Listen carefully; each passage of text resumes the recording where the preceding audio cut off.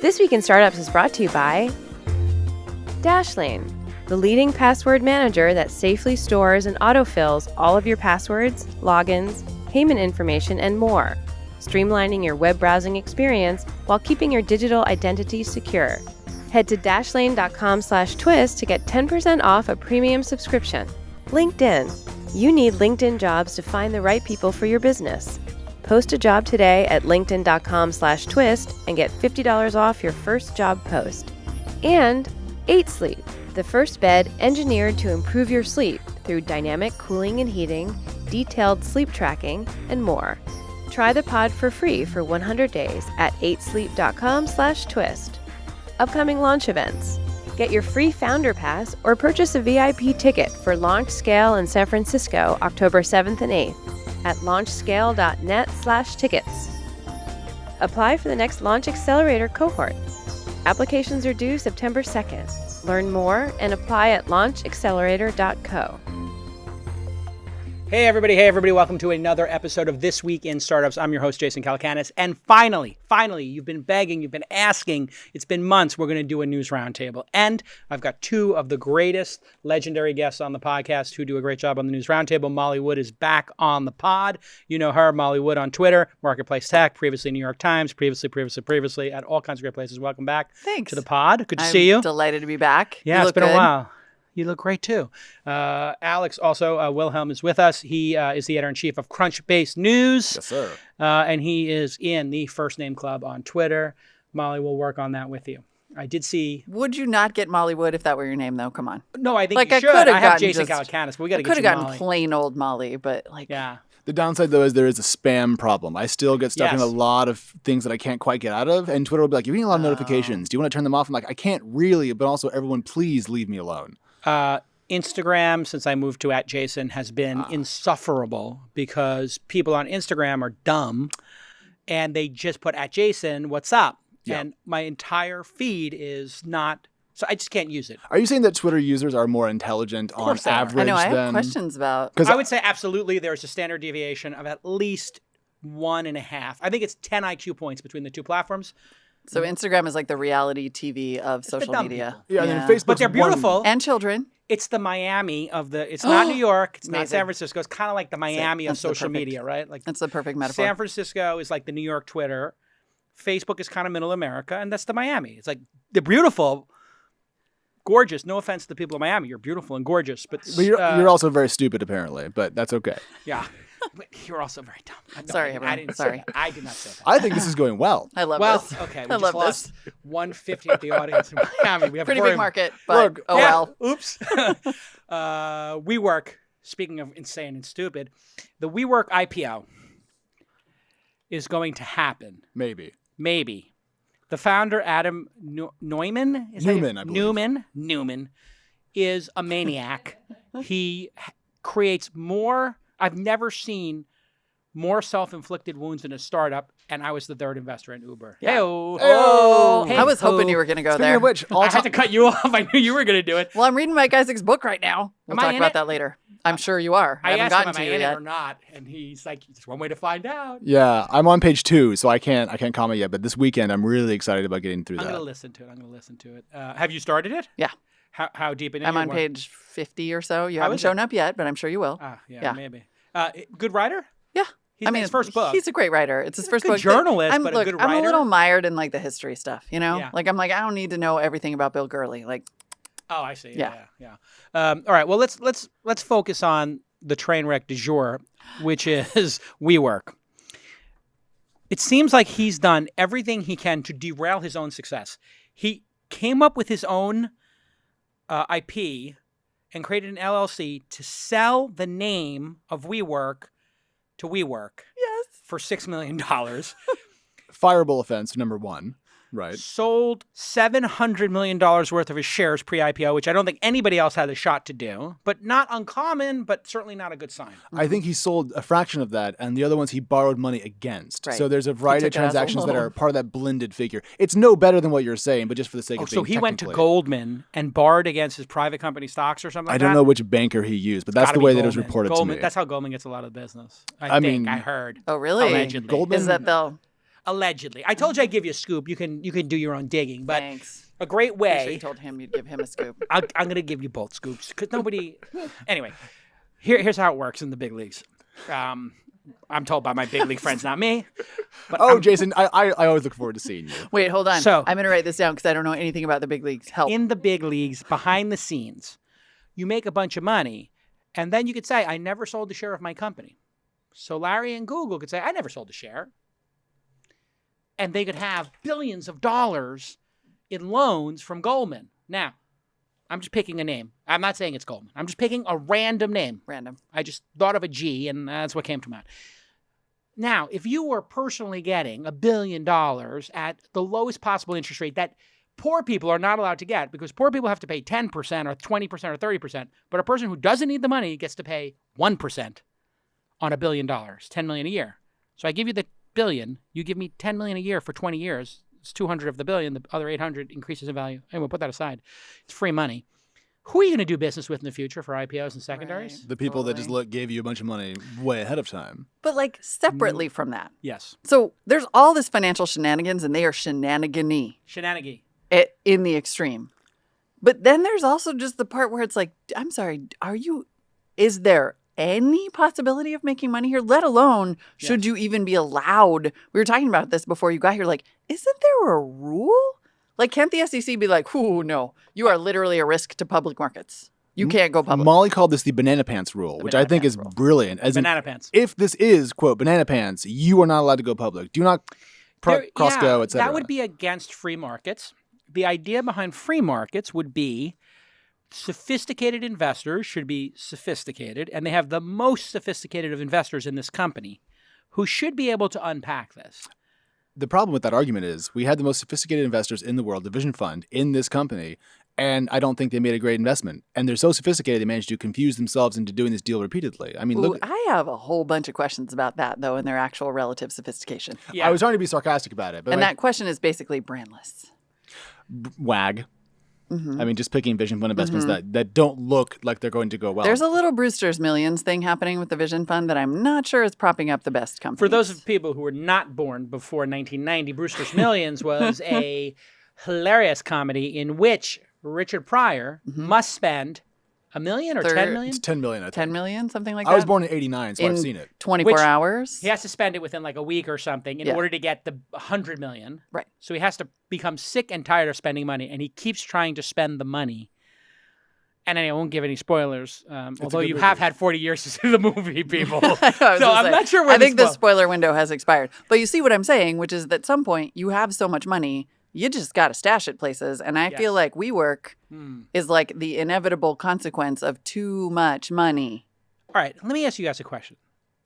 Is there a fundamental business in buying real estate assets, releasing them incredibly low in distressed areas like the Tenderloin, like they did with the Golden Gate where we used to have our offices, and then making them look really hip on a really low budget, and then renting them out for 10 times what you leased them for? Is that a real business model? Do we agree that office leasing and sharing is a business model? Because there are other companies that do it, right? Like, sure. So that there is a business there. Well, yeah, I mean, commercial real estate is based on that entire concept. So we know that it is, but it's just not specifically at the middle person. The middle person part. Yeah, because there are those embassy suites, right? And stuff like that. I guess. It doesn't sound like a super high margin business because real estate is not cheap anywhere in America, but... Yeah. And money has been cheap, but that has made real estate more expensive. So you're not going to discount even if interest rates are low. I think it is, but you said, like distressed area, make it cool on the cheap, make sure you have a strong multiple of what you're taking in versus what you're paying out. None of those things seem to apply to the the We company's model. If you look at their free cash flow, their GAAP results, and also their really obfuscated gross margins, which you have to kind of unpack because they didn't report cost of revenue, which is weird and not a good sign. I don't know how good of a business this is at all. And they're torching so much money both on a GAAP and cash flow basis that you can't even unpack what is a growth payment or an investment versus what is just a loss. So even if the scenario you laid out is a good business model, and that's a big if, WeWork is in no way practicing it in a way that seems to be a long-term good idea. The early business model, I thought, was brilliant. You buy distressed assets, You make them fancy. Hipsters want to go to the new area. So Williamsburg, circa whatever, 2000. Sure. Tenderloin, Yep.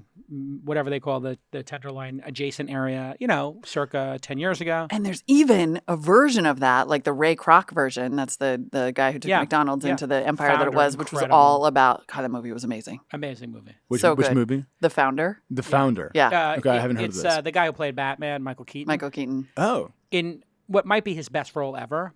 And the film, Yeah, it's The incredible. Founder, it's a total sleeper, but it's based upon the song Boom Like That by Mark Knopfler about Ray Kroc. Mark Knopfler of Dire Straits read his autobiography, wrote the song Boom Like That about Ray Kroc.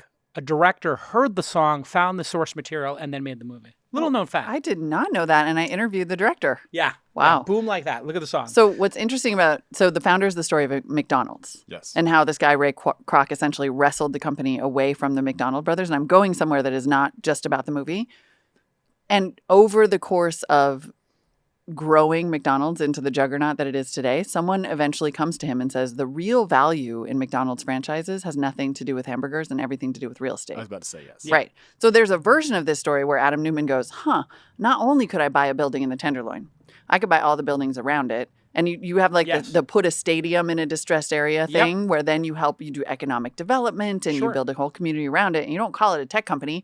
You call yourself a real estate developer. Like there was a version where he could have made tons of money turning Right. the Tenderloin into a whole cool The four block and he blocks owns the whole around block. it would be great. Yeah. So in the model, We should start that. Well, no, wait a second. It's interesting. In the movie and the story, Ray Kroc screws the other investors and owners and shareholders, let's call them shareholders, Yep. by owning the real estate under the brand. Right. And WeWork, am I correct that Adam Newman owns the buildings So Yes. and is he- leasing them back? And is leasing them back. Is he saw doing a the Ray movie! Kroc? He saw the movie and he Ray Kroc it. Guys, we have figured out the mystery. Oh my God. I wonder, Whoa. I have a little bit of a goosebump right now. I think Well, we may also, have actually hit on he something. stole the brand name. He stole So the brand name. really- Just like Ray Kroc. Just like Ray Kroc. Ray Kroc was like, I need to own this. And they said to Ray Kroc at some point, why do you need to own it so much? Mm-hmm. And he said, it's the name. Yep. The name McDonald's is just so special. I have to own the name. Yeah. And that's what Newman did. He owns the name and licensed it. The best this is tweet a for just blockbuster. $5.9 This is a million. blockbuster story. You got this one, okay? Okay, We thanks, just did boss. it. We workshopped it.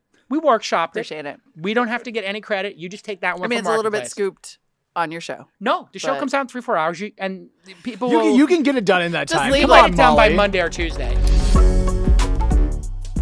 The average adult has 130 accounts, passwords, two-factor, all of that to take care of. And you know what we do as adults in America when we have that many accounts? We make stupid mistakes, like using the same password over and over again, or using a weak password because we're trying to remember all of these. Well, that's where Dashlane comes in. It's a really great service that takes all of your accounts, all of those passwords, and it secures them and then allows you to instantly make them long, strong, and powerful passwords that will not get hacked.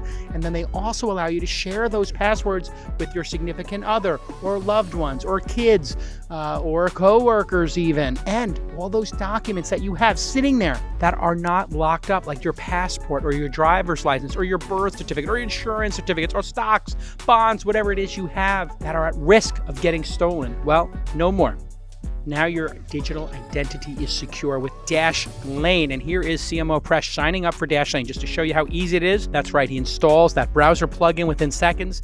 He adds passwords for all the social accounts, and he'll never need to remember them again because they're long and they're strong and they got all those crazy characters in them. Stop guessing your passwords. Stop using weak passwords and keep all of your digital identity secure using Dashlane. I want you to go to Dashlane, DASHLANE.com/twist and get 10% off a premium subscription. Please use that URL so they know that we sent you. You must take control of your digital identity, and Dashlane makes it so easy. I love the service, and you're going to love it too. Go to Dashlane.com/twist right now.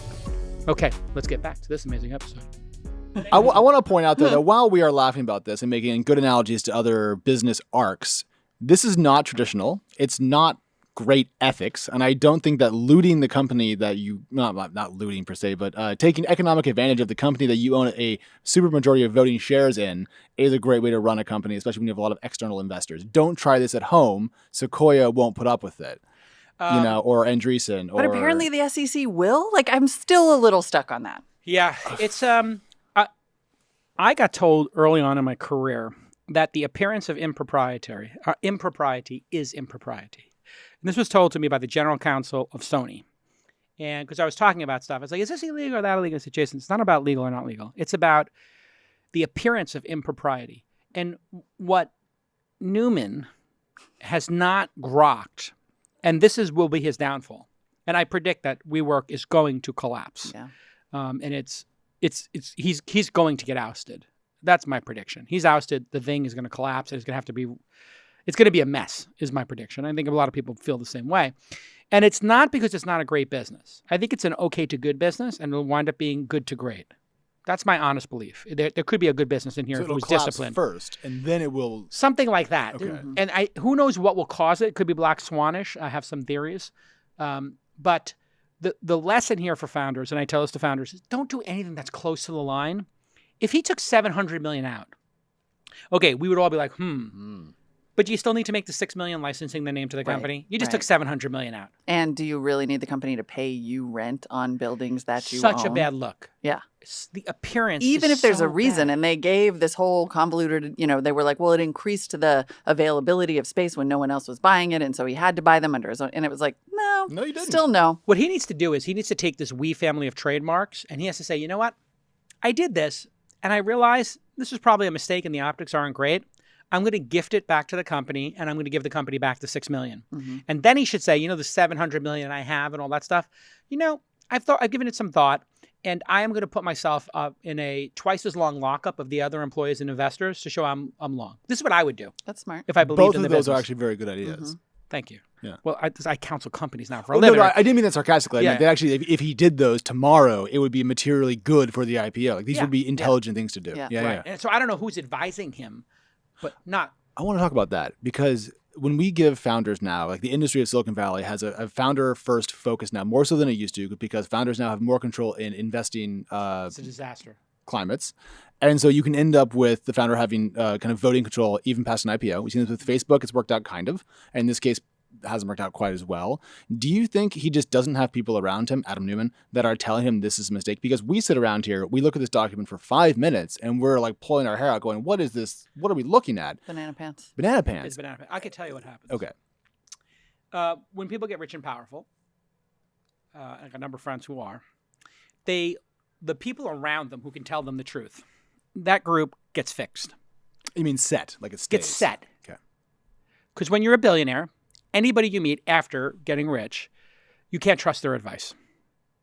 Because you're a billionaire now and they want your money and they want your influence and they want to stand next to you in a picture. So they're left with a small cohort of people. Then that cohort of people will some group of them will lobby those people for money and try to, trade off of their good name. So then the group gets reduced even further. And so if you have somebody like my very close friends, Travis, Elon, Chamath, people you cover, the number of people who can tell Chamath or Elon or Travis, I disagree with you on this one, is small. And it's not that those people don't want the candid advice. It's that the people on the other side are nervous. If we're sitting here and the big boss, you want to tell them they're wrong? It's a very hard thing to do. And you have to, as you go up the stack and become more powerful, more influential, or a billionaire, you have to fight to get candid advice. And you are always wondering if you're getting it. And in this case, he's a narcissist. Right. And a maniac, obviously, right? Right. Who doesn't have good judgment. That's just plain and simple. And best case, if you're in this scenario, some paranoia sets in. To all of your points, plus over time, some paranoia sets in. You Right. get this bunker mentality. Pretty soon, you Sure. don't think you trust the people that you trust. Like you torch your Absolutely. Game vizier of with your Thrones. dragon. Boom. Yeah. And you So just, he- yeah. So he he's, did not have a foundation that was strong enough to handle this amount of power, this amount of privilege, this amount of money. Yeah. And he just makes bad decisions. And somebody needs to just, if it was Masayoshi-san who put the most money in, needs to get on a plane, one of his planes, and just sit the kid down and say, I know I gave you all this money.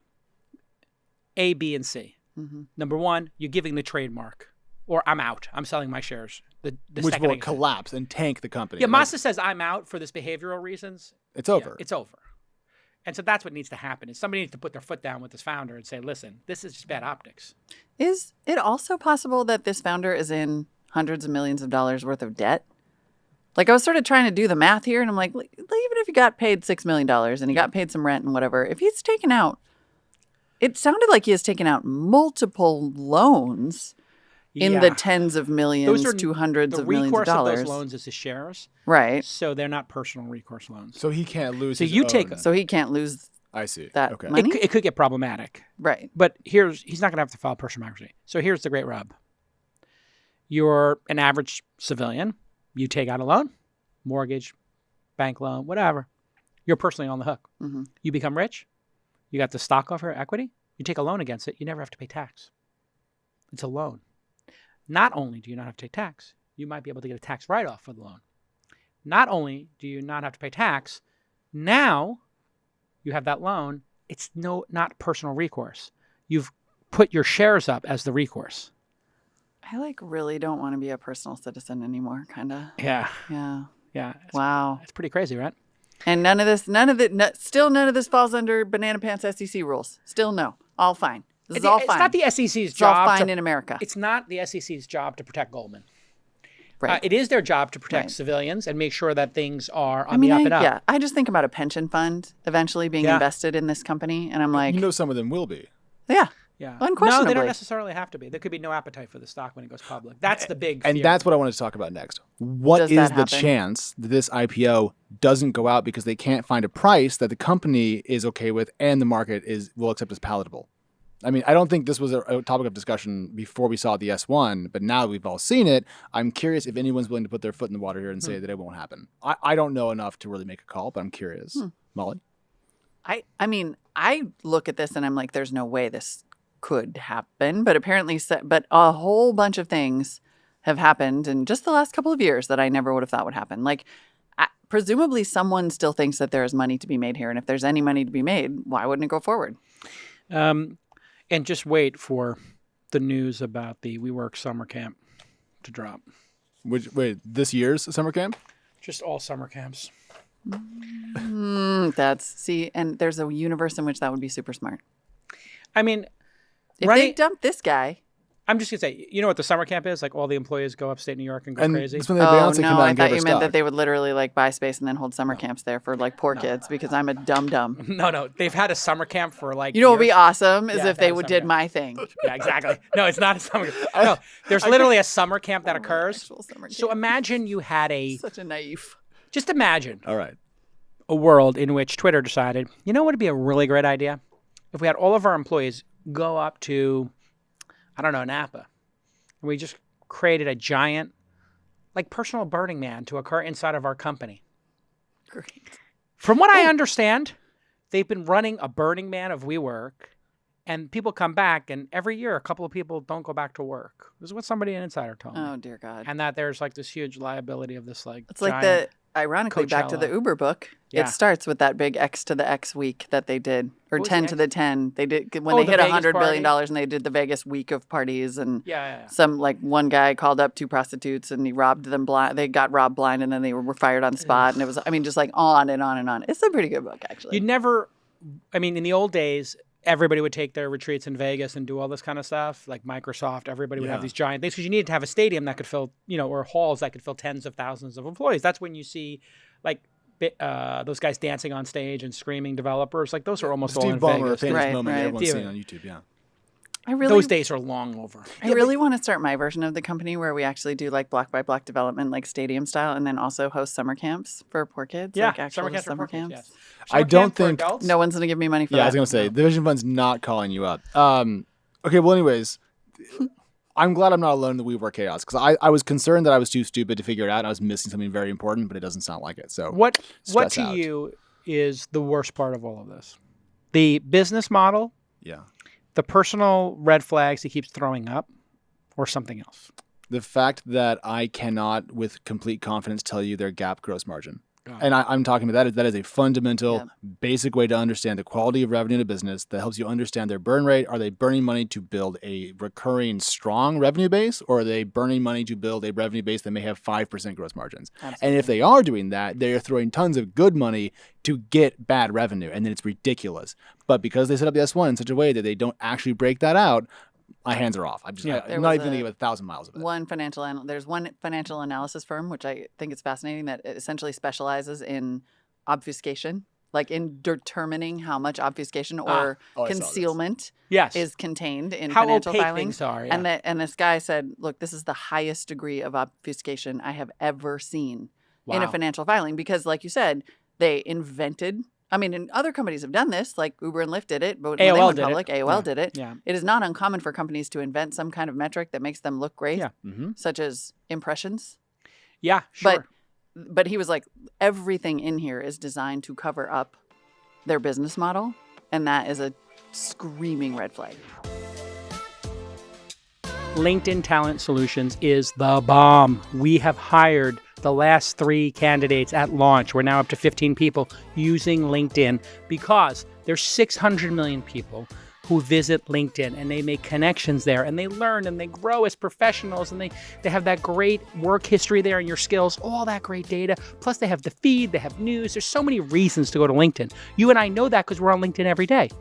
Well, what about trying to hire somebody using LinkedIn Talent Solutions? That's what you need to do right now. I need you to go to linkedin.com/twist. You will get a 50 on them and me for going to linkedin.com/twist. And here is CMO Presh using it right now. He puts in a job posting for a client success manager for our Toronto office. We have an office in Toronto.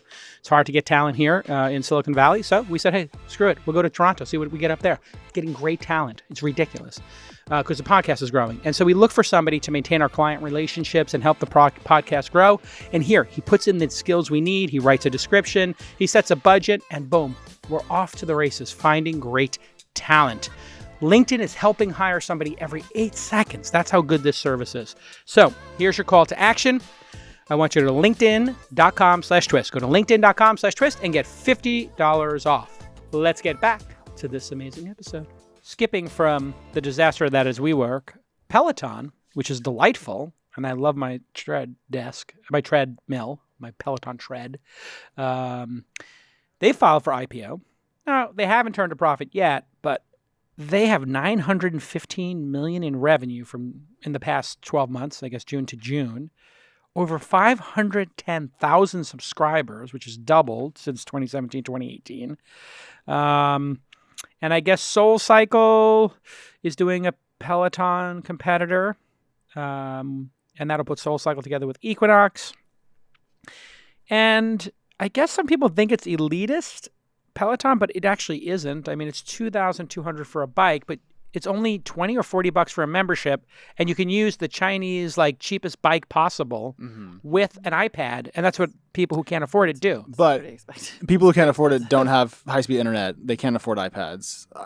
This is not just for the 1% of the 1%, Jason. I agree with you, but it's not exactly aimed at everyone in America because, the stats half Americans can't afford a $400 emergency. Yeah, fake news. I mean, Fake news $2,200. I've been called fake news. No, but that is the fake news stat, by the way. I read the analysis of the analysis of it. It's wishy-washy. The point is most Americans don't have a lot of money, but I do agree this is not a $10,000 bike. It doesn't cost the same as a used car.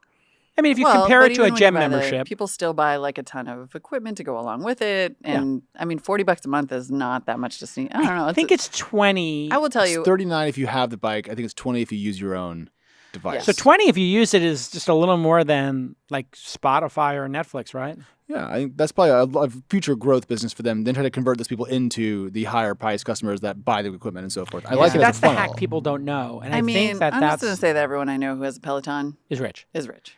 I'm just newsflash, you live in the Bay Area. And they're That's the thing. fair point. Yeah. Everyone I know is rich. Yeah. But they, you look at the marketing and the beautiful houses that it's in. There's no question. I think that they're look. Every company is cultivating a premium brand right now, so it's no surprise that Peloton is positioning themselves as a premium product with a premium clientele who has you can bounce a quarter off those asses. Yes, it's incredible. It's the whole goal. It's working. I want one. I want one too. I want that. Yeah, I got it. thing. I got it. Yeah. Yeah, it's been like 3 weeks. But I got I it already. don't. But I would. I think it's a little elitist. as a Here's the product. thing. Have you guys used it? Yeah. You have used it. I've It used is it one time the- for 5 minutes, and I Yeah. totally want one. It's the Tesla iPhone, whatever you want to call it. The user experience is so buttery and awesome. It is like using an iPod or iPhone or Tesla for the first time. It's just perfect and flawless. And it actually, when I look at companies, I always look for companies that I think will induce consumption. Mm-hmm. Like Uber and Airbnb induced people to use their products more, Yes. right? It's like those markets manifested because of those products being so good. And that's what Peloton's doing. Mm-hmm. I think they're going As to, a for product company, it's brilliant. yeah, they're going to get people to take their old iPad or their phone. I mean, I see people on their iPhone using Peloton. Next time you go to like 24-hour fitness or whatever, you'll see people with an iPhone with a Peloton class Right. on that machine. So that's the other thing I think is super smart is that Peloton is also capitalizing on this trend of sort of the live group workout thing so that you don't actually have to have the hardware. And I think divorcing themselves from the hardware as the only opportunity and the only in, or like creating a treadmill product Yeah. for people who don't cycle is smart. Before we move on from this, though, if you go back to commentary before the S1 dropped, because people have been looking forward to this IPO for some time now, there was discussion about margins and where they made all their money. And the conversation was mostly around they probably break even on hardware and they make tons of money off their subscriptions. Yeah. It turns out they have exactly the same gross margin, 43%. And that means their hardware business is better than you thought. Software business is not quite as good, but still relatively strong. So It makes sense to me that that's the interesting. hardware business is high margin because I paid $4,000 for that tread. I know. They cost twice as much as the bikes. And it costs twice as much as the bikes. And it is the best treadmill I've ever owned. Right? I mean, I had a Life Fitness gym one previously. Like I had the gym model that was $5,000. And this is better and it's $4,000. And it has a monitor that is the size of the largest like iMac. It's stunning, the tread. But how do they have that kind of margins? Because it sounds very expensive. I you know? think it's kind of like WeWork. If you these D2C brands, because they do everything themselves and they study the customer, they just make better products. So like Life Fitness can never make a great product if they're selling to a gym and then the gym is selling to the customer and then the customer gives feedback to the gym and it never gets to Life Fitness, right? There's just like game of telephone going on. But D2C businesses, they can study the data. Imagine if Life Fitness or whatever treadmill had all the data of every Equinox and what happened on those machines. That's what Peloton has.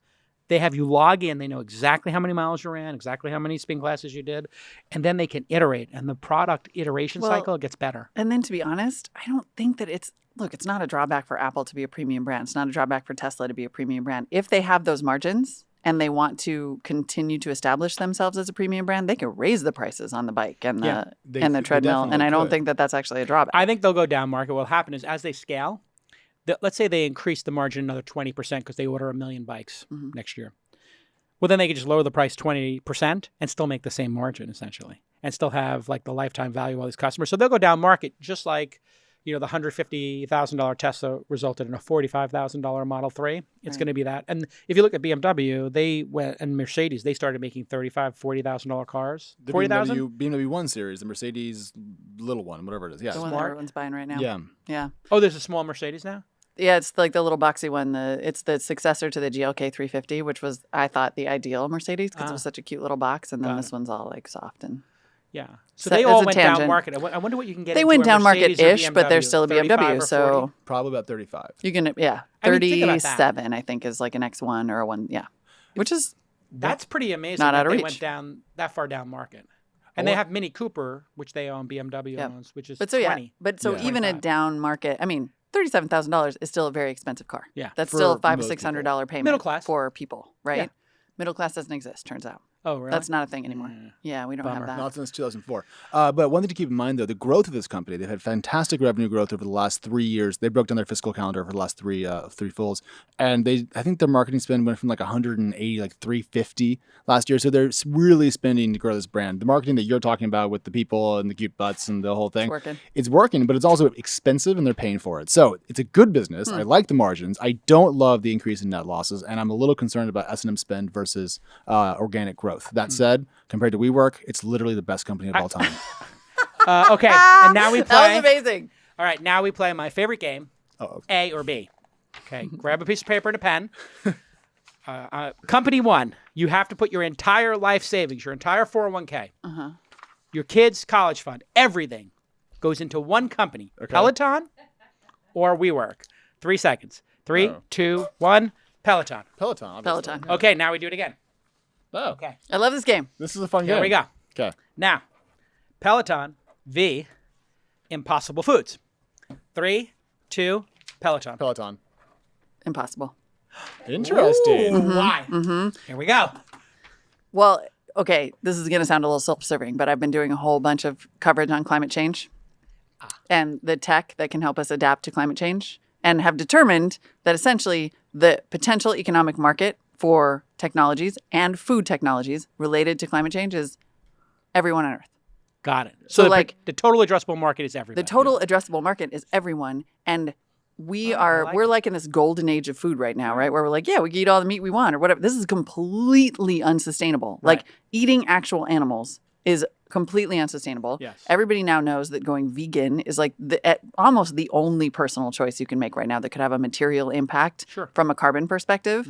And millennials and their children really care about that. Ah, I like it. I like your thinking. This Thank is you. actually Alright. true. As a millennial, I hear a lot of people talking about this. People trying to fly less to reduce their carbon footprint, et cetera, et cetera, et cetera. I don't know how widespread it is, but it's part of the conversation now in a way that it wasn't 5 years As a ago. It's really frequent growing.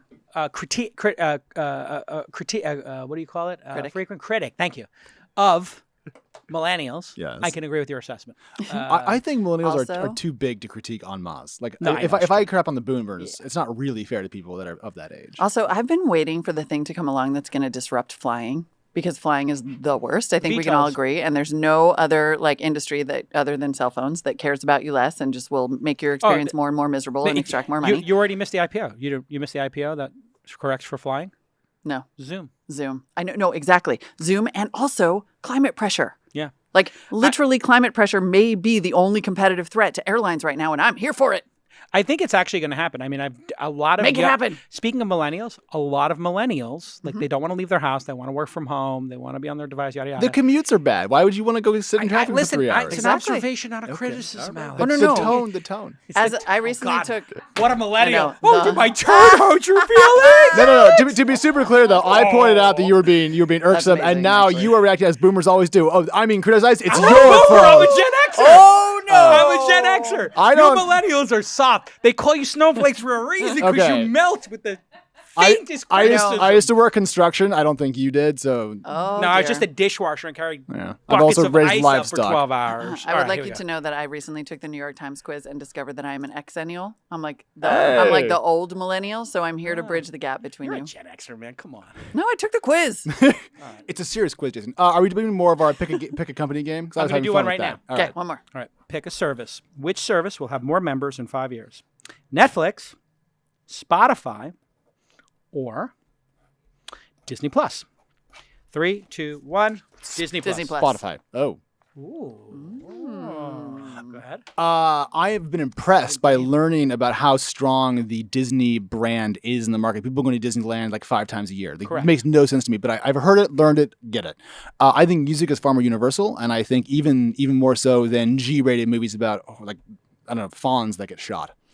What about Marvel and Star Wars? Yeah, you know and about Pixar. I think we're on the you tail do end of understand this. they own those We are on as the well. tail end of these franchises. They have Oh, extracted God. every possible dollar that they can. Toy Wrong. Story 4. I was in an Uber on the way here. It's like Toy Story 4, rated G. Toy Story 5. I just push me off a bridge. I don't care anymore about you're Woody. talking about aesthetics and your personal taste. It is the number 4 most grossing movie. 9 of the 10 movies, highest grossing movies, are owned by Disney. The one that's not Yeah. is Spider-Man, owned by Disney. Yep.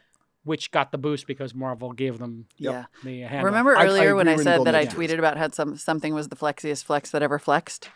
What I was talking about was Disney's thread in which they were like, who's stoked for Disney Plus? And then in jumps Marvel, in jumps Pixar, in jumps just plain old Disney. Yeah. And it just went It was on and on and on. gratuitous. And I was like, take my money. I was like, I'll pay double.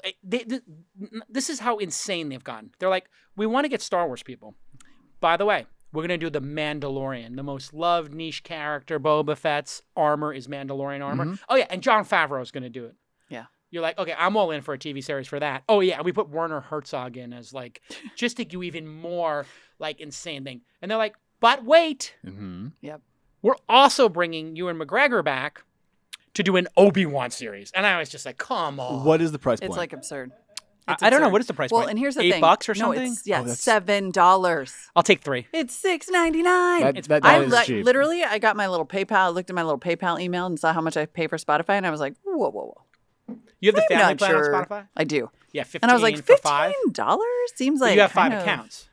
It's just my kid. $15 feels like I listen to a That's lot of too music. much. It is too Really? much. That's too much? Yes. Wow, In I this, wouldn't pay $8 for Star in Wars. this but I'd pay competitive $100 for landscape. Spotify. I would pay almost unlimited amount of money for my music playlist. That is life to me. I get like one of the guys who's on Pitchfork all day long. Are you a Pitchfork guy? I read a lot of things. I'm getting a I don't think I'm a real Pitchfork music guy. geek vibe here. Oh no! boy. To be super clear, I was in love with music way before I fell in love with money and tech. Like this is my first thing that I loved. I just think the 5 other years, though, we've been. the other thing that we're not taking into account too is the Peloton point, the branding, like what Disney has done. God help us all. God is flex turned mode. into God that's the mode one. flex. God mode flex. Yeah. Because it just goes on, and you see the brands that are jumping in there, and you Yeah, just click like it. you have Click got the to be kidding Disney me. thing. Let's see what it says. Yeah. For a $7 You price click point, the that's Disney impressive. God mode thing, flex. It should give you the For the- for click the 23 Disney Avengers tree and you'll movies. Get the, next, like, How 10 many of them things. are Scroll down good? now. Okay, but here's the thing. All right. The thing that we're not even taking into All right, so account. Disney. Pixar checks in. Yep, Pixar checks in. Great. Pretty soon there's Marvel. Then there's Star Wars. Like you're just like, what? It takes you a minute to sort of see the whole thread because people answered. Yeah. Then there's the Monopoly people. But they are, right? Disney is like the monopoly that's like America's one content company. And they have merchandise galore. Under Eisner, Yes. he has turned that empire It's crazy. into a merchandise machine. So every little child in Target is being sold Disney Plus wait, right you don't now. have kids. I just got married though. It's All any right, minute check now. back with us Any in 3 minute years. now. Here's the thing. I All right. literally just my twins started watching like Pixar films. We've watched Finding Dory and Finding Nemo at least 15 times each. They don't want to watch another one. They want to watch it for the 14th or 15th time. Did you ever just like whack him with a book? Like whack. No, we do books too, but I Yeah, mean, yeah. the Pixar films are awesome. They're incredibly high quality, great morals. I like Pixar. I thought Inside Out was tremendous. I think Pixar is worth a lot of money. I just don't think that Disney Plus in a 5-year time frame, which was the question, Yep. will surpass Spotify, which already has like what 130 million active accounts right now. Not all of which Yeah. are paid, but like I mean, it is 9 I'm figures. talking of, paid. Disney gonna roll over everybody. I predict I agree. Disney first to 1 billion subscribers, 1 in 7 people on the planet. paid. Yeah. I think they Alright. will get to 250 million before Netflix does. And I think they'll hit 500 million within a decade. And That is then, legitimately frankly, interesting. it will not astonish me if they buy Spotify. Disney. Yeah, it would. The only reason they would not is because because the antitrust possibilities of owning yet another subscription service. Yeah, but really, But does Apple vertical Music- integration bother anybody in Not- content? Not. I mean, the this good news government. is it is Yeah. for Not so the far. best of consumers. Like right now, we can all sit here and talk about antitrust. $7 for everything is a lot better than paying $7 to Marvel, $7 to Pixar, $7 to Disney, and $7 Right. to Well, Star Wars. Currently, the only enforceable standard for antitrust is consumer harm, which Right. is essentially A price- pricing. Non-existent. Exactly, it's a price So question. if you're charging me Non-existent. $7 a month to That's be my America's point. only company, I guess I'm okay with that. Last point from Exactly. me on this is how long does it stay $7? If one thing Disney is very good at is extracting It'll be value 12. from It'll be customers. 12. Right. Trust me, At which I point will. it'll slow down its growth. I can't wait to tell you about my favorite new gadget of the moment. It's called 8 Sleep, and it's a bed, it's a mattress, and it's a smart mattress, and it is life-changing. I've got 3 of my friends who've now ordered this product because I told them, and they all love it, and now they're telling their friends to get it, and I'm going to order a second one for my house. Here's how it works. You get 8 Sleep, they install it for you, and then you take out your smartphone and you connect to your bed. Yeah, you're like, wait, what do you do? Why would you connect to your bed? And you can set the sides at different temperatures. I like it nice and cold because I sweat at night. I'm a guy. I need to cool down. I run hot. My wife wants it hot. She wants the bed hot. She wants it warm.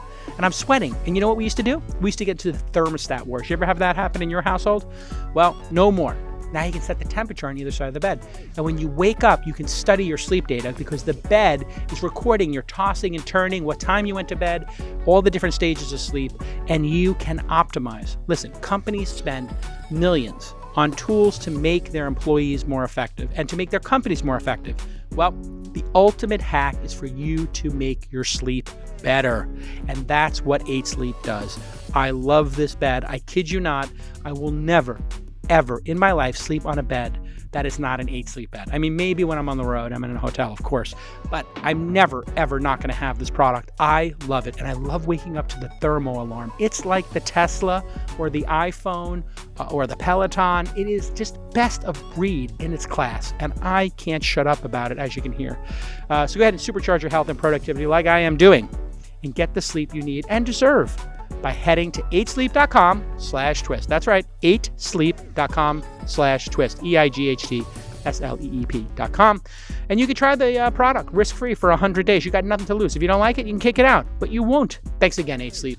Really, not just for supporting the podcast, but for making a product that is truly great. I'm so impressed. Okay, let's get back to this amazing episode. All right, let's go on to how horrible the world is.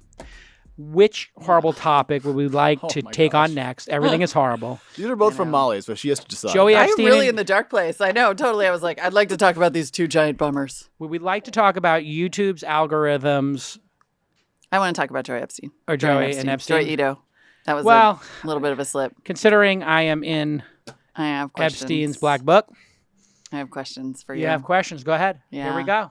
Do it. I mean, how hard does this get? Because this is everybody I know, right? When Yeah. I look at who is weighing in on this conversation, I mean, Joey Ito yelled at me in a New York Times board meeting in 2013 for suggesting, by the way, that the tech industry was starting to get a little bit focused on the trivial and not Yeah, that wow. important. Yeah, and he was like, I think that's bullshit, you know. Yeah.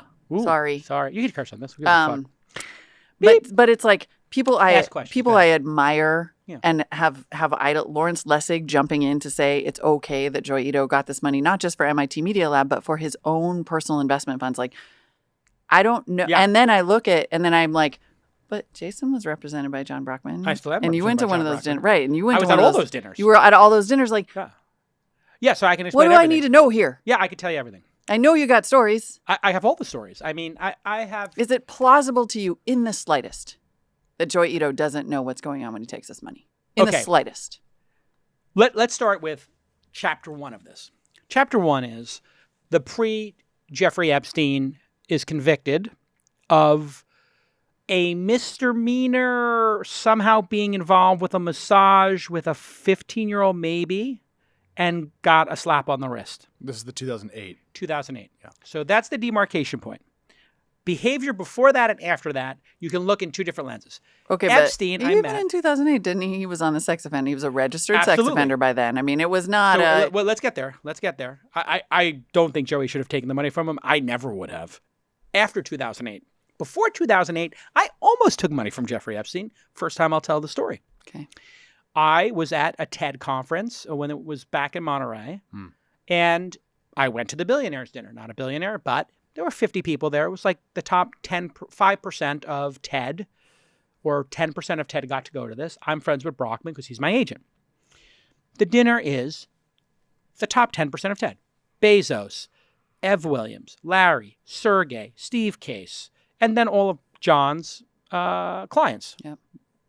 I mean, Brian everyone Green, everybody. is there. Like, you can look back. The photos are on, like, you can look And back. I'm a kid, it's right? I'm everyone. like, whatever this is, 15 years ago. So I'm like 30 years old in the room like this. Woof. And I was just talking Right. to Evan Williams about it. Now, I didn't know Epstein was actually even at those dinners because I didn't meet him until years after, but he was in that dinner. So imagine you go to a dinner at TED or the D conference, and there's famous people in the room. So nobody in those pictures with him would have any idea who the guy was. And all they said was he's a billionaire who donates. He manages money for Nathan Myhrvold. What I knew, like maybe 5 years in, was he managed Nathan's money. He managed Lee Wexler's money, who I never met and didn't know, but I knew Nathan. And he just gave money to scientists for research.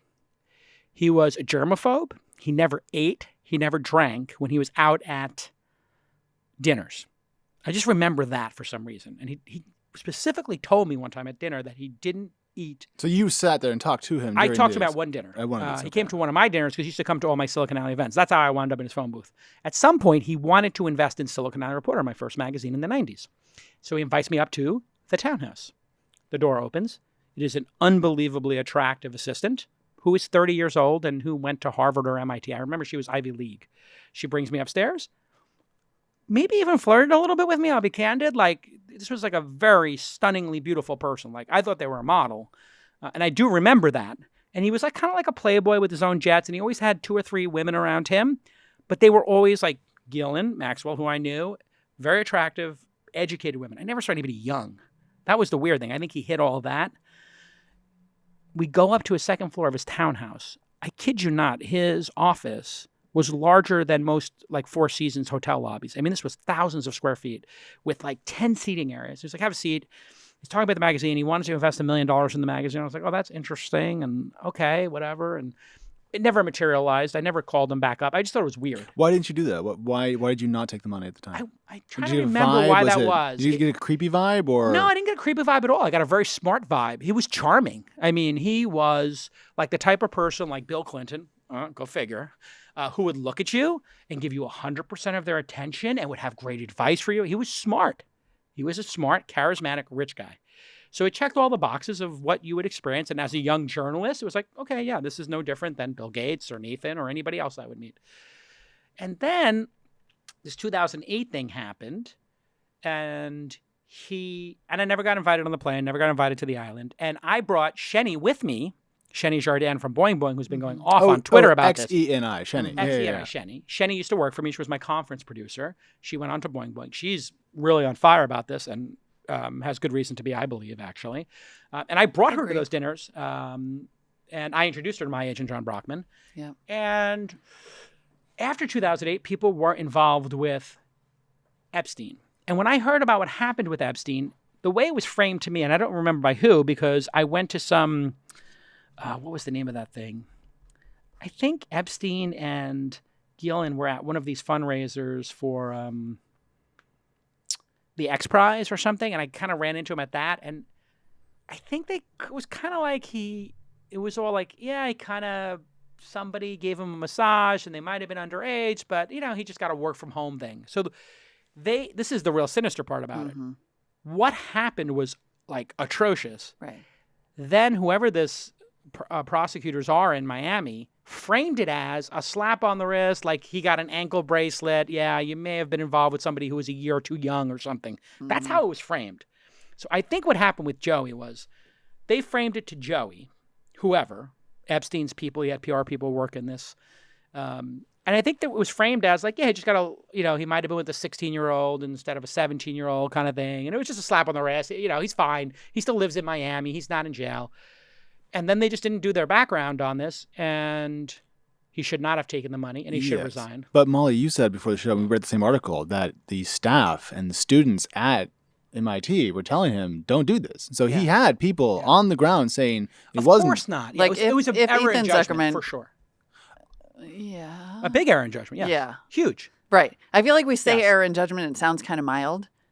And I'm just letting you know how it was presented Right. at the time. right.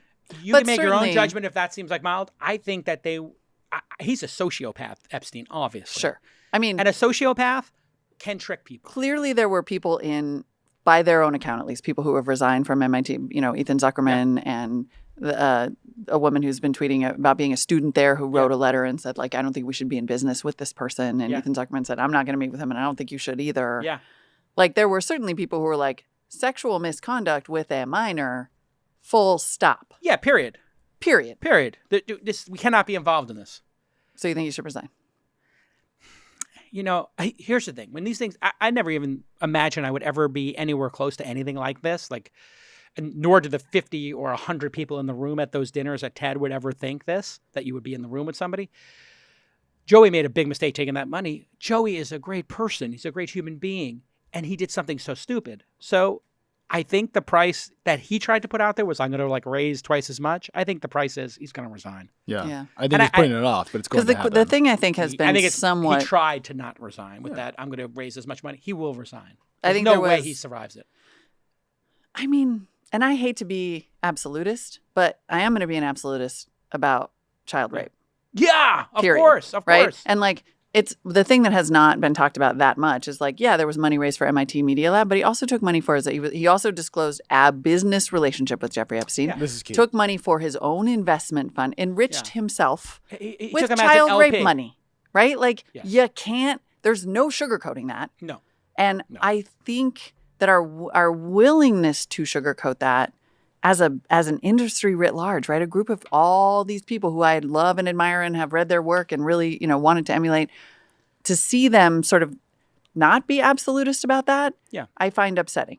Here's what it is. Joey Ito spent 30, 40 years being a great human being.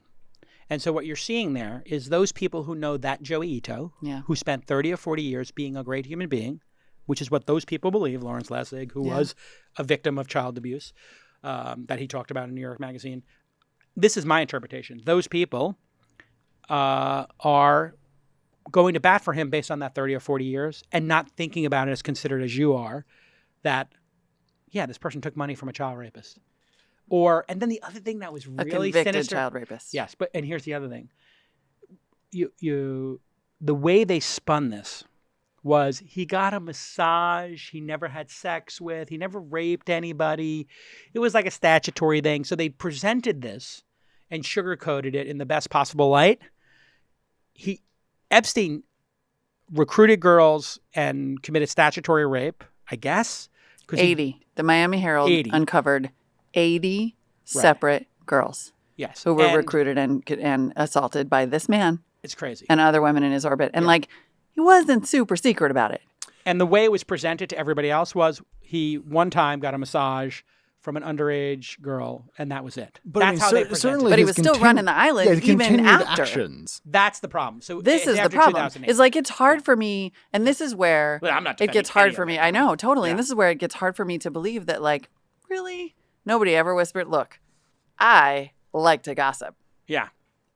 People talk about stuff Yeah. like Pedophile Island. Yeah. Which is Like, what people clearly, called it. people knew about the island, even if they hadn't been to the island. Like, there's just no universe in which you're all Yeah. drunk at parties and going to these fun dinners and like letting it know it's off the record and like no journalists. Well, he took all these scientists to the Stuff is island coming too. out. Yeah.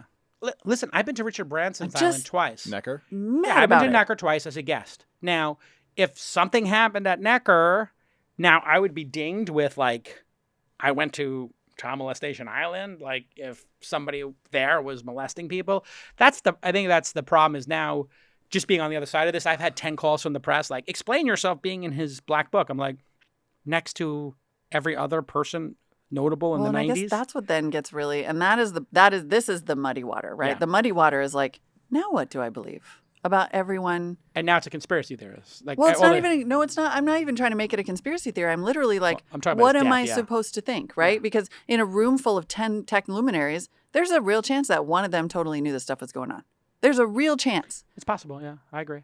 And was I don't know. probable. I actually just feel like, Well, it's probable that Marvin Minsky was involved in it. well, yeah, That's what they said in that. But who knows? That's one lawsuit. He's dead, so we don't know yet. right. So I guess it's alleged that Marvin Minsky. I should be very careful with my language. Yes, it is alleged in a lawsuit that Marvin Minsky, the Minsky. co-founder of the MIT Media Lab, had sex with one of these girls Who was underage who was underage, children, at the time? a Yes. child. And so, like, A at some 16-year-old. point, just by the transitive properties of throwing a stone in a pond, Yeah.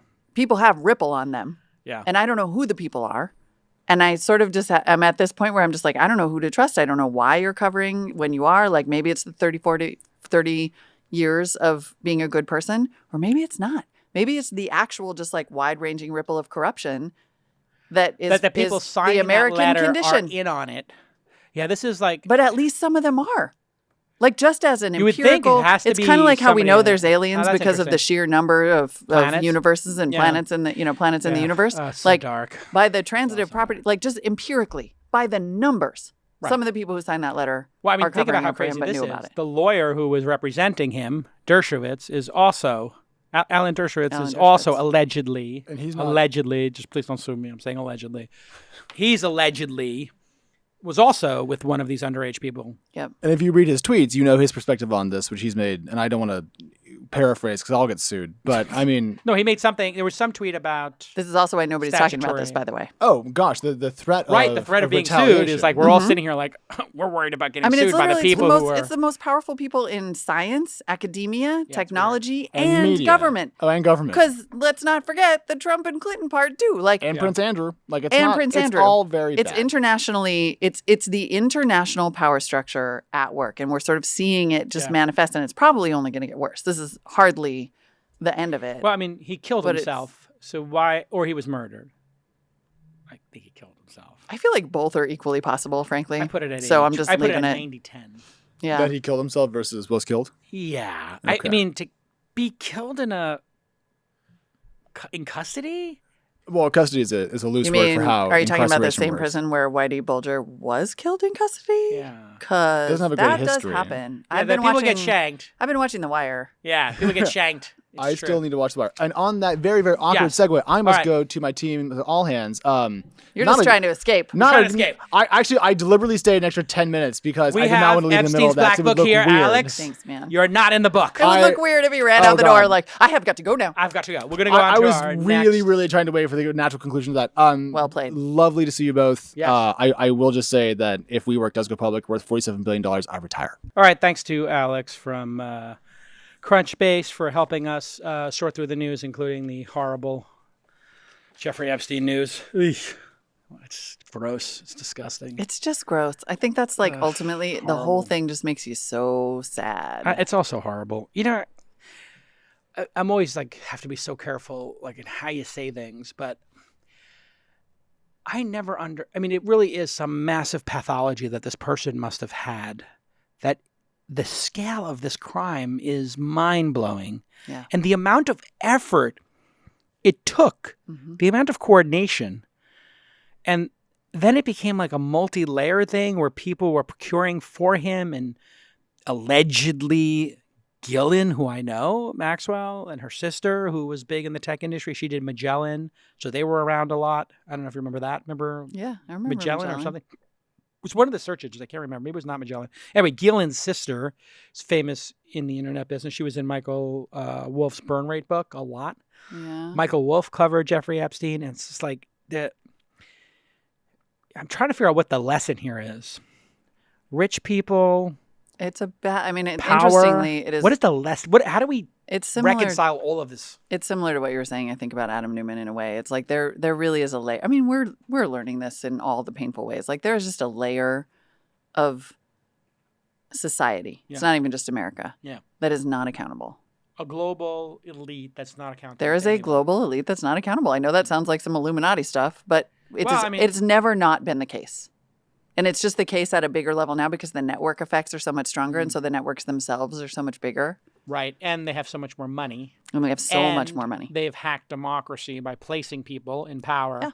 Because I read this other piece that said something about Epstein had donated to the prosecutors' nonprofits, and Dude, I'm like, wait a second, how does basically the Jeffrey Epstein bureau chief of the New York Times, the guy who was tasked with reporting on Jeffrey Epstein, solicited a $30,000 donation What is from going Jeffrey on? Epstein So for even- his preschool, and the New York Times quietly exited him, And Andy never- Rubin style. a year later, then they admitted to it? Yep. So the New York Times did And not want PS to take the has just been reputation hit Yeah. of one of our journalists is a scumbag who took a $30,000. Also, that's your price? That's the, I didn't want to bring that up, but I agree. I'm not trying to be a jerk, but like you took a $30,000 donation to your never- preschool. You were willing to compromise your entire Life. career, your entire life, all of your journalistic integrity. 30 times. That's your price. 30K. Not 30 million, not 3 million, not 300,000, 30K. But Really, it shows you one too, speaking gig. that must be like the level of charm that you're talking about too. I mean, it just is, but yeah, it's like no one, and then when you add in all of those factors, you look at the reporting, you look at all the reporting that was covered up or buried or never happened, or the Yeah. threats to Graydon Carter, the bullet on his doorstep and Or the the like dead cat's head and, you know, Yeah. and then just quiet pressure. Like who knows what happened at ABC, why they didn't ever run the stories. You just Mm. realize that there's this like, you're not, it's like me, it's literally like me saying that, oh, that's so sweet that WeWork's going to do a summer camp for children. Like, Yeah. I'm not ever going to have full awareness of how like bad everything is. And maybe that's better. Yeah. I'm just going to go start a summer camp for children. I'm trying to reconcile it myself of like, because I thought back on it, like, is there some lesson for me Right. to take away from this? Like when I meet rich, powerful people, because at that age I was probably impressionable and like meeting him. And I remember being super impressed by like, he had multiple jets, he had the island, he had the biggest townhouse in Manhattan. And like, he really like crafted this whole aura in order to impress people. Like the giving to scientists, wearing the Harvard sweatshirt. Every time I saw him, he was in a Harvard or a Yale sweatshirt. Harvard, by the way, not a word about Harvard. Oh, Who not took just giving, as and much not money. giving the money back. Right. I mean, didn't Joey have even deeper connections with Harvard, arguably, than MIT Media Lab? Like, they're not Harvard giving the money took- back. Harvard took much more money. Yeah, and I think it's tens of millions from Harvard. And then here's what happens too, just on the purely personal level, right? Like I look back, I'd forgotten about that board meeting interaction actually, and then a friend of mine reminded me. He was like, "Remember that? That was awful." And I was like, "Oh yeah, you're right. That was awful." Like I sat down and somebody was like, "Ugh," but I thought, okay, did I get yelled at in that meeting? Like then it causes me to look back and go, did I get yelled at in that meeting because this investor and promoter of the tech industry really sincerely disagreed with this thing that I said that 2 years later everyone was saying? Or did I get yelled at because like women are slightly less than human at this level, right? Like, and then you start to look back every time something like this comes out about someone you've worked with, which is all too frequent. I know it's getting weird. Then you look back I look back at everything that's happened in my career and I think, when I went this way instead of this way, was it because of me? Yeah. And my talent and my abilities? Or was it because women are slightly less than human? Just at some subconscious level, right? Like or to these people. Level, or conscious level. Wow. And I don't know, right? You and I were both journalists at the same time. Right. Here in the Valley. Yeah. I have never been to a billionaire's dinner. That's true. Why is that? Yeah. Oh, I don't know. Yeah. And then that begins. Then that's the lesson I don't even want to think about, right? Because I'm just like, but I'm awesome. Yeah. No. Summer camp. Yeah, exactly. It's interesting. No, I mean, I look back on it, and I'm a highly networked person, obviously. Yes, you're really good at that. I'm not trying to take anything away from and I was just either. thinking about the number of times I wound up next to somebody who is horrible. And it's happened 3 times in my life. Once, Epstein, which was just, I had one meeting with the person. I was never in business with them. Charlie Rose, I was on Charlie Rose. And I did a conference with Charlie Rose. I had no idea that he was haranguing and harassing the people who worked for him. Mm-hmm. And then I did a TV show pilot with Harvey Weinstein. Yeah. His people approached me. I didn't approach them. And we sold the pilot to one of the top 3 networks. It never made it on air because his career imploded. And I'm just like, is it, it's not everybody, but boy, is it frequent. And also, can I just say 3 people that you know of? That's a fair point too. Maybe there's 3 more. Oof. There could be way more than 3. Yeah. Who knows? Ugh. This is the state that I find myself in because of this story. I'm like, who is horrible that I don't even know about, let alone all the people I know about now? Yeah. Yeah. It is. I'm like, is there something I should have done differently? Like I was talking to Shenny about it. I won't get too into it, but I was talking to Shenny and also Doug Rushkoff about it. And I was like, we were at those dinners, but we never got invited to the island or on the plane. Mm-hmm. And we were at those dinners where they flew everybody. Is there a reason or something to do with the 3 of us? And one of those folks speculated that they didn't think that we would ever go for that because we were kind of like independent, like outside blue collar people, maybe not part of the establishment. All 3 of those people were kind of outsiders. Yeah. Maybe we would not have been, we would have been the whistleblowers in that case. We would have been the people who would have been like, what? Go to an island and what's going on? Like, this is crazy. Mm-hmm. Anyway. Hopefully. That's a good story to tell yourself, and hopefully it's true. I'm just thinking to myself, like, I did the TV show with Harvey Weinstein, the pilot, and that makes me to this day, wonder about my judgment. I was CBS. I didn't know anything, but, like, I was like, wow, I really have to maybe vet people more. But I never was in business with Epstein, so I never had to vet him. But it certainly got me thinking about vetting people a little bit more. And Joey Ito obviously just pretended he didn't know. He knew. People told him not to take the money, right? So he knew. He knowingly took the money. Yep. That means I think Joey needs to just quit. He should just quit. I mean, save MIT the trouble. Just leave. Go away for a year or 2. And then what's the rehabilitation of a Joey Ito? I don't know, but there will be one. There will be one at some point, right? Yeah. All right, let's talk about something innovative in tech that's not horrible. Is there anything? I think the interesting thing is TikTok? Well, yeah, okay. I think this that's is an actual thing that happens to me now, and you will get here soon. Yeah. My own child will call me, sometimes from the other room, but sometimes from school or the cafe or his dad's house or whatever, and be like, hey, will you go like my TikToks? Like my TikToks. Yeah. You need to move up in the I feel rankings. actually really happy that at least I'm still in the circle where he wants me to go like his TikToks. Yeah, he hasn't blocked you or muted you. It's not a full-on teenager. Yeah, exactly. I can still look at them, but it's the thing. I'm wondering why we allow TikTok in the United States. Yeah. Because it's a Chinese-owned company. Mm-hmm. Now, I don't mean to be a conspiracy theorist here, but obviously the Chinese government picks the winners. So what are the chances that the Chinese government is not using that data to study Americans to get some edge? 0. In fact, we know from, I think, Bloomberg reporting we had this woman on the show, that the Chinese government maintains an office in TikTok headquarters. Yeah. So it'd be like literally if the FBI had an office Yeah. at Instagram Yeah. where they just Or the CIA. 'cause hoovered it's a up, or the foreign CIA country, yeah, actually, 'cause it's secret, foreign. more secrety, Yeah. where they just hoovered up all the data. Well, in this case, it could just be that they're hoovering up the domestic data, right? The data of the Chinese users of TikTok. It's a completely different product there. Yeah. No, they're slurping up the American But they're data. definitely slurping up. And the then you have to American ask data. yourself, well, this has access to your microphone and camera. What are the chances they're not listening in and targeting and knowing who an executive is in business and turning on their microphone covertly? Yeah. What are the chances that's not occurring? I mean, what are the chances that Instagram's not doing that too? Actually, you know the thing where you Well, get the ad? You know how everybody thinks they're listening? Yeah. I think I figured it out. I don't think it's Facebook or Instagram. I think it's Google. Ah. I think it's Google doing the listening. Got it. So Google's listening, And then tagging it's just people, all the ad, you know, and it's just all the glue. It's all the glue. the ad retargeting That's my theory. databases. I That's haven't- possible. This is alleged. This is alleged. Yeah. What you're referring to is people see ads for things they were just talking about, Right. and they wonder if their microphone's on from Alexa or Facebook. Right. And And then- Facebook has been like, no, because it's always an Instagram ad and it's always like immediate. No, retargeting works cross-platform. So if Yep. you were, and so what they claim is, well, you probably got an email from that same person about the Mark Knopfler concert, Which, like, no. and then Gmail would tag you if, like, Sure. if you emailed me like, hey, the Mark Knopfler's are you going to see Mark Knopfler? It would tag both of us as Mark Knopfler. Mm-hmm. Then we would see it on New York Post, Drudge Report, Gmail, wherever we saw ads, Right. including Facebook and Instagram. But this is the thing where you're, let's say, in a taxi in Minneapolis with your man friend who says, I love Richardson trucker hats. Those are the only hats I buy. Yeah. And then Boop. I get an ad for the Richardson trucker hat, which I've never purchased in my life or even heard of weird. until that exact moment in the taxi.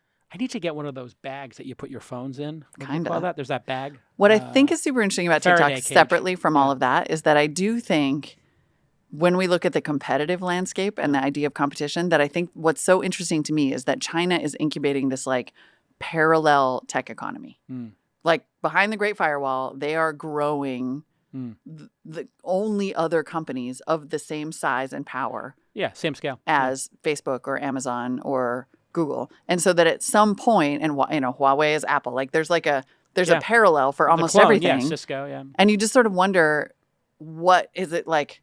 Clash of the Titans eventually? Like at some point, this fully formed economy will spring out, assuming that we don't shut it down with national security concerns. I just realized And then there will be the battle for our future. TikTok is a really interesting observation. I just realized TikTok is the most successful Chinese product ever in America. In America, yeah. Is there ever been a Chinese company, I mean, beverage, media, sneakers? No, there's not one other Chinese brand that Americans consume. And this one is used by, what, 40, 50 million Americans Yeah. already? So And it all is of them by are the most far influential kids. Like it is Instagram's I think we worst should nightmare. ban it. I know it sounds crazy, and maybe I sound like a crazy Trumpian, but until we have access to that market, I don't know why we're giving them free access, unfettered access to our market. It may be only a matter of time. It's really interesting. And you know, TikTok used to be Musical.ly. Yes, they bought so Musical.ly. they bought Musical.ly, which was the previous hottest thing that my kid was into. Yeah. Yeah. So then should Google launch their Dragon search engine and hand over the data to the Chinese government as part of that? It's like this really interesting question about whether governments are going to fight out the future or companies are going to fight out the future. Yeah, when you're dealing with China, there's no difference. And there's no difference, right? Yeah, so that's the thing about China is that they pick the winner. So Right. when you say TikTok, you're saying Xi Jinping's TikTok. Yeah. I mean, they pick them as the winner. Yeah. That's going to be very interesting. It is very interesting. You're right. I mean, I think that question of whether to ban TikTok is going to become like the question. But so far, nobody's quite figured it out. Like Josh Hawley, maybe it's starting to be like, wait, TikTok? Everyone else is like, I don't understand. And it becomes this incredible Trojan horse where the children of America are feeding all of their most valuable data directly to Yeah. that Chinese government office that sits And inside they're their already headquarters. starting to identify with socialism as the preferred Totally. political platform. And what is more behaviorally powerful right now? Social media, Instagram Social media type products. is how you actually manipulate behavior. So You there could be a influence whole behavior. psyops going on. The Chinese government, TikTok, plus the spread of socialism. I mean, this is getting Manchurian Candidate, but It is, and I'm smiling, but you're also not wrong. I mean, what we are seeing is like this counterintelligence, like there's a global counterintelligence operation right now being Right. played out at a scale we've never seen right. on social media. And TikTok is literally a Trojan horse from the Chinese government. And we're sitting here exciting. sounding like conspiracy theorists, I know. but it's actually happening. But we may actually not be wrong. And it's happening in plain sight. Mhm. That's the crazy part, is that why is nobody discussing this TikTok thing? I don't Shouldn't really like know. I've literally only seen, I mean, I've heard it on my show. That's the only place I've heard it until yeah, today. it doesn't make any sense. All right, let's Yep. talk about the long-term stock exchange. Okay. I do have a lot of questions Go about ahead. long-term stock Yeah. exchange. What's the deal with that? Does anybody want to do that? Yes. Okay. Is it or is it not more founder control? I interviewed Eric Ries recently. We haven't Yeah. even run it yet because frankly, it was just like Yeah. a little like, What? Like, do you totally understand what your value proposition is here? Yeah. And there seems to be some critique. Sorry, Eric, we will air it eventually. There seems to be some critique that it gives founders more control. It But will. Then maybe not.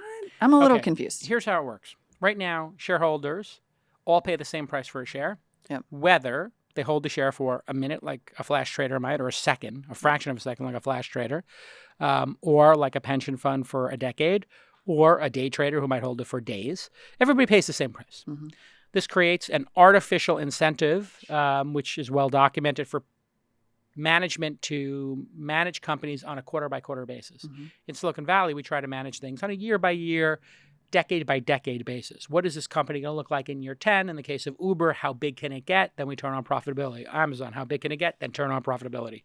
But you want to see if you can get everybody habituated to the habit of ordering from Prime or taking an Uber instead of their own car, right? And these things take a decade to change consumer behavior. So the idea here is to somewhere between the stock markets, like quarter by quarter judgment of companies, and private with no controls and an unlimited horizon, is there something in between those two? And you already see that in the late stage when Masayoshi-san and SoftBank or TPG or Fidelity do those late stage investments. They have all these very unique deals where if the valuation goes down, they get issued more stock, right? So they're being a little more discerning about their holdings there in that late stage in preparation to go public. So the idea here is, well, if you held the share for 5 years, you would get 5 votes. And if I held it for 1 year, I get 1 vote. So the longer you hold the stock, the more vested you are, the more voting power you'd have. And it would absolutely put founders in complete control of their company while letting them still be traded. Mhm. So then you, as a retail investor or a hedge fund or an endowment or a retirement fund, would then look at it and say, okay, I get to own part of this. I have no say in the voting. Is that worth it, and at what price? So maybe you'll pay a less price for a share. And if they could actually offer people buying the Uber at the IPO $30 a share if you agree to hold it for 5 years, $45 a share if you don't want to have any restriction. So then people could say, you know what, I'm a long-term holder. I believe in the future of the company. It would take out this spikiness is the idea. And you So- would be a platform to do that, is Right. my understanding of it. I'm not an investor. That is near as I can understand it as well, although the founder thing was still a little fuzzy to me. What I guess I don't understand is, isn't it the counter argument to that seems to be that if you believe in a company and the fundamentals are strong and they're not obfuscating the business plan, Yeah. you hold the stock for a long time. Like, Yeah. who cares? Isn't shorting or moving or moving in and out of a stock quickly is also Those a weird corrective mechanism? you would think it's a corrective mechanism, except they're Even though what highly really is like, manipulated. but in that case, then I feel like manipulative. IEX Yeah. is a slightly better, where it's sort of like slow down the trading. Slow down the trading has to happen. Yeah. That takes out one hack, which is front running. Yep. Me trading the stock right before you want to buy it.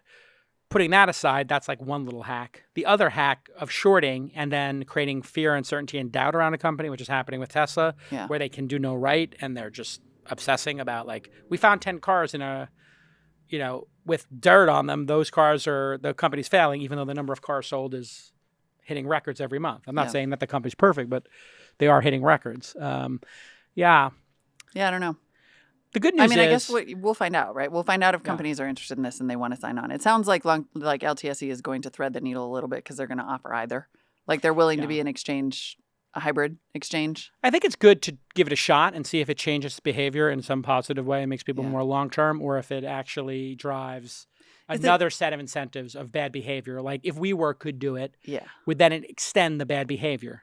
Whereas with Uber going public and Lyft, they both lost a third of their or half of their market cap at different points in time in the early trading Right. because the public markets don't want to deal with the losing money concept to gain market share. The public markets are not interested in that. Okay, so I feel like that represents. So part of what I feel like is driving the interest in LTSE is this sort of Silicon Valley idea that like, you guys aren't in it with us for the long haul or whatever. Yeah. And on the one hand, I can see that. On the other hand, Uber loses $1 billion a quarter. Right. Like, isn't it a little reasonable and arguably even common sense to say like, that's a lot of money in an easily replicatable business model? Like It's how hard to replicate 100 million customers having the app on their phone and the credit card and the trust in the brand. Sure. So people probably overestimate how hard it is to replicate Unless that. you're already an existing big brand. Sure, if Like, you're let's Apple, say Amazon or if somebody who buys already has 10 million Prime, cars all over America and makes and in them that part of case Prime. they would just buy it. They'd buy Lyft or Uber just to get, the game. If they were really serious about the business, and they might, I think. Man, they could totally do Amazon will wind that. up. If buying Amazon bought Lyft and it had an instant it's gonna delivery network, I on think top of- ultimately it'll be very hard for both of those companies to stay public at under $100 billion market cap, because Amazon, Apple, and Google all have really great stories of why they would buy them. Mhm. Apple, because of apps Apple? and having, for sure they want to be in transportation. They want to do their own car. They've had Project Titan for a long time. Mhm. So if they're buying their own cars and the cars are going to be distributed by phones, Yeah. and you've got somebody with 100 million credit cards on a global basis who's figured out the regulations in all 700-800 markets, well, that starts you on third base, right? Mhm. So it's a no-brainer for them to buy it. And Amazon's a no-brainer for the deliveries, Mhm. which Apple. Amazon is really a no-brainer, and I wonder. We have such good ideas on the show today. Really, know. I know. Why We aren't we should probably venture keep these capitalists? under wrap. Really, Exactly. seriously. Wait, I am. It's Right, we because did I've never TikTok. gotten invited to any of those good dinners. Exactly. Exactly. Give it time. Ugh. You never know. Anything can Ugh. happen. Yeah. Jewel. Okay, Evil? Jewel, and then I got to go back home to my child. Speaking of Yeah, which, Jewel.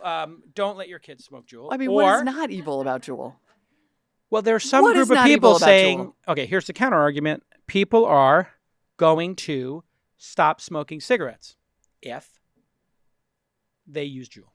And an equal and opposite number are going to start smoking cigarettes because they use Juul. Exactly. 'Cause they get the So, nicotine like, taste. Yeah.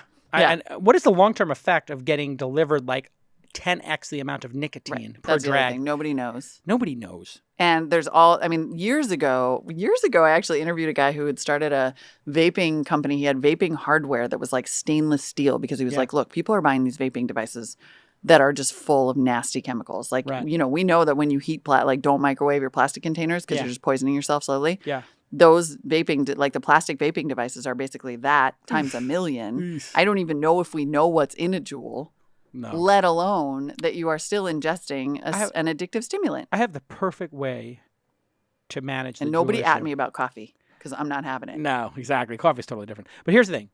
They should just make Juul a prescription. You should have to go to a doctor and be prescribed it. Right. As Solves a the quit whole smoking problem. thing. Yeah, Mhm. if they're claiming it's for to quit smoking, Right. just like nicotine, I think used to be, or the patch used to be, you would consult with a doctor. Mhm. Consult with a doctor, and it could be a virtual consultation. It could be like Get Roman or Hims or any of these things where you just click on your phone and you go da da da da. I want this, and then they give it to you. Yep. But at least there would be some throttling that it's not in a store for kids to buy pina colada flavor. Right. I mean, that's ridiculous. And my kid has as much brand awareness of Juul as he does of TikTok. How old's your And he kid? is 12. He's absolutely tried Juul or been offered it. Right? No. No? He's been offered it for sure. I'm sure he's been offered it. He's probably even tried They it. kick kids out of school. No, I know he has because he's friends with the 8th graders. The 8th graders get kicked out of Why school is if my they kid bring it so to school, cool? right? They kick them out of school if they do it, right? I'm sure they do. Yeah, I it think doesn't they- mean it's not happening. They're whatever. as It's one kid told me, it's they're a so giant- small Yeah. that they can't find it on It's a there. giant like this Oakland big. public school. Without question, he has been offered it or tried it or will during the course of this 7th grade year, without a doubt. And then I will kill that child who gave it to him. All right, this has been an amazing episode. If your kid's offering Juul to other people's kids in the Oakland area, I'm gonna Molly's coming for you. I'm gonna advise you to stop the behavior. Hey, thanks Alex, thanks Molly Wood, great job, and thank you Emmy Award-winning producer Jackie's back in the building. Hope you had a great break. We missed you, kid. And Sir Charles and Master Nick, well done on the ones and the twos. We'll see you all next time. Bye bye.